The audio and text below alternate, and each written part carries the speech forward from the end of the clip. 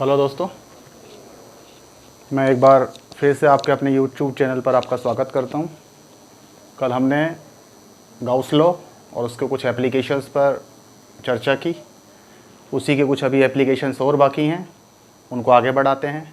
तो आज हम सबसे पहले चर्चा कर रहे हैं एक अनंत रेखीय आवेश वितरण के कारण विद्युत क्षेत्र की तीव्रता निकालनी है। Means we have to study electric field intensity due to infinite linear charge distribution. एक अनंत रेखीय आवेश वितरण है, एक इनफाइनाइट लीनियर चार्ज डिस्ट्रीब्यूशन है, उसके लिए अपने को मैग्नेटिक फील्ड इंटेंसिटी कैलकुलेट करनी है। ये दिखाया हुआ है हमने ए बी, ये सोन करके जो दिखा रहा है ये इनफाइनाइट लेंथ का एक लीनियर चार्ज डिस्ट्रीब्यूशन है। चार्ज नहीं है, इस बार चार्ज डिस्ट्रीब्यूशन है। यहाँ जो भी चार्ज है उस पूरे वायर पर यूनिफॉर्मली डिस्ट्रीब्यूट है, एक समान रूप से फैला है। चार्ज डेंसिटी, चार्ज वायर पर है तो लीनियर चार्ज डेंसिटी रेखीय आवेश वितरण होगा लैम्बडा। इसके लिए अपने को क्या करना है, स्मॉल आर डिस्टेंस पर एक पॉइंट पी है, यहाँ आपको इलेक्ट्रिक फील्ड इंटेंसिटी कैलकुलेट करनी है। अभी तक जो टॉपिक्स थे उसमें डायरेक्ट मैग्नीट्यूड, परिमाण और डायरेक्शन दोनों निर्धारित हो जाते थे। अब यहाँ परिमाण और डायरेक्शन दोनों अलग अलग निर्धारित होंगे। सबसे पहले डायरेक्शन निर्धारित करते हैं। डायरेक्शन निर्धारित करने के लिए क्या किया हमने, इसका जो पॉइंट है ओ, पॉइंट पी यहाँ से आर डिस्टेंस पर है, पॉइंट ओ के दोनों तरफ, इस वायर के दोनों तरफ सेम डिस्टेंस पर, ओ से सेम डिस्टेंस पर, यहाँ ऊपर और नीचे सेम लेंथ के, दोनों सेम लेंथ के एलिमेंट हैं तो इनकी लेंथ हम डीएल एज्यूम कर सकते हैं। ये भी डीएल है और ये भी डीएल है। सेम लेंथ के दो लेंथ एलिमेंट लिए हैं हमने, एक का नाम L1 है, दूसरे का L2 है। ठीक है, इसके कारण यहां इंटेंसिटी DE2 है, इसके कारण यहां इंटेंसिटी इस लाइन के अलोंग होगी DE1 है। अब समस्या क्या है, दोनों का लेंथ सेम, ये डिस्टेंस दोनों की सेम, ये डिस्टेंस दोनों में कॉमन सेम, तो इंटेंसिटी दोनों क्या है, सेम है, मैग्नीट्यूड सेम है, उनके परिमाण सेम है, लेकिन डायरेक्शन अलग अलग हैं। तो अब रिजल्टेंट डायरेक्शन निकालने के लिए कंपोनेंट में डिवाइड कर देते हैं। एज्यूम कर रहे हैं ये थीटा है तो ये भी थीटा होगा। ठीक है, ये एंगल थीटा है तो ये भी एंगल थीटा, ये थीटा है तो ये भी थीटा। ठीक, अब कंपोनेंट में डिवाइड करते हैं तो इसके दो कंपोनेंट होंगे, इसके भी दो कंपोनेंट होंगे, दो परपेंडिकुलर, दो लंबवत कंपोनेंट्स में अपन बांट सकते हैं। इसका एक कंपोनेंट होगा इधर DE1 cos थीटा, थीटा है cos थीटा, इधर DE1 sin थीटा। ऐसे इसके दो कंपोनेंट, इधर DE2 cos थीटा, इधर DE2 sin थीटा।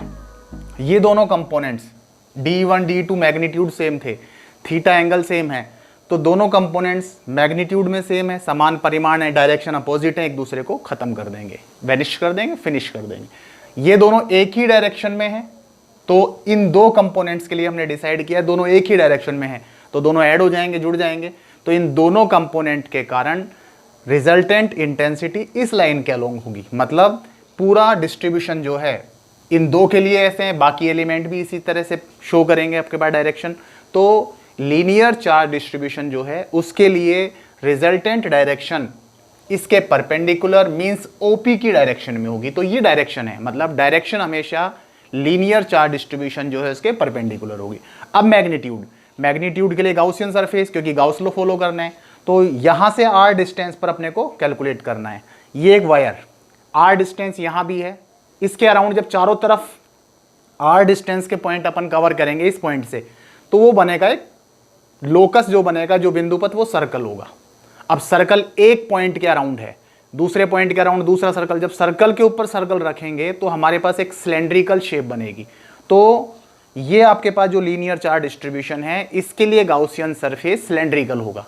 तो क्या करना है अपने को, स्मॉल आर रेडियस और फाइनाइट लेंथ कर लेते हैं, अगर लेंथ का कोई यूज रहेगा तो देखेंगे, वैसे इनफाइनाइट है, और एल लेंथ का हम एक सिलेंड्रिकल बेलनाकार गाउसियन सरफेस हमने एज्यूम कर लिया है। एज्यूमशन है इसलिए डॉटेड लाइन से दिखा दिया है। पॉइंट पी कहाँ होगा, उसके कर्व्ड सरफेस पर, उसके वक्र पृष्ठ पर होगा। ठीक है, वक्र पृष्ठ पर है यहां। अब इसको अपने को तीन पार्ट्स में, एक सरफेस ये कर्व सरफेस है, वक्र पृष्ठ है, ये सर्कुलर सरफेस है, इसका ये क्रॉस सेक्शन है, ये लॉन्गिट्यूडिनल सरफेस है। तो यहाँ आपके पास ई का डायरेक्शन हमेशा अभी फिक्स हो ही चुका है, यहाँ है, इस सरफेस के लिए ए का डायरेक्शन सरफेस के परपेंडिकुलर होता है तो ई के परपेंडिकुलर होगा। इस सर्कुलर सरफेस पर ए का डायरेक्शन ई के परपेंडिकुलर होगा, तो इन दोनों सरफेस पर ई और डी ए के बिटवीन जो एंगल होगा वो 90 डिग्री। और इस पर ई दिखा चुके हैं डायरेक्शन, अभी इसी डायरेक्शन में है। सर्कुलर आपके पास में कर्विक सरफेस है तो इसके आपके पास परपेंडिकुलर डायरेक्शन ए का, तो ई और डी ए इस सरफेस पर ए के डायरेक्शन में आ जाएंगे। थीटा 0 होगा।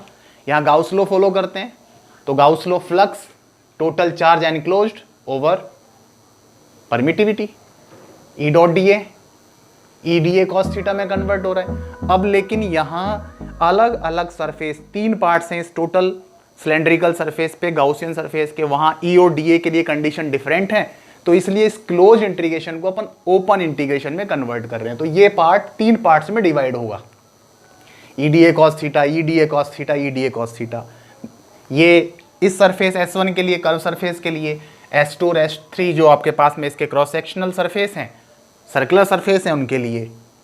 अब यहाँ कंडीशन अलग है। इस सरफेस पर E D A, E constant, पहली बात तो सारे पॉइंट आर डिस्टेंस पर है, ई कॉन्स्टेंट, दोनों पैरेलल हैं, थीटा 0 कॉस थीटा 1।